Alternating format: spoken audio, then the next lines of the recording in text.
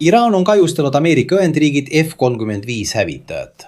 See on huvitav, sest kinnituse korral oleks see esimene kord, kui 5. põlvkonna hävitaja saab kahjustada. Need lennukid on maailma kõige arenenumad ning maksavad umbes $100 miljonit tükk. Kahjustamise võimalus seab kahtluse alla Ameerika Ühendriigid ja Iisraeli õhuülekaalu Iraani üle.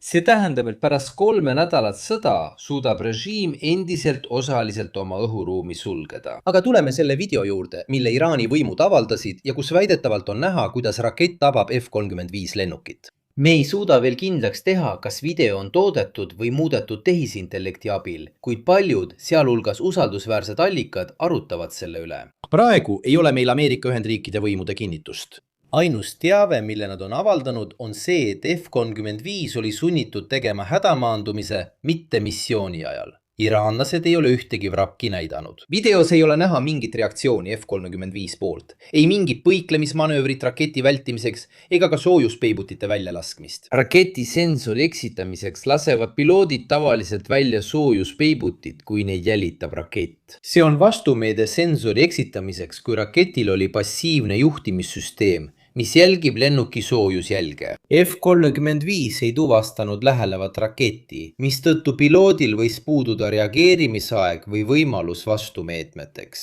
Tuleb märkida, et Iraani videos nähtav sihtimisvõrk on sama, mis droonide allatulistamise videotes. Tõenäoliselt on Azarakashi süsteemil, mis on Iraani lühimaa õhutõrjesüsteem ja mida on mitmes variandis sarnane süsteem. On ka hüpotees, et F-35 sai pihta, kuid video on võlts. Mis teie arvate? Lisateavet leiate kommentaaridest või kirjeldusest.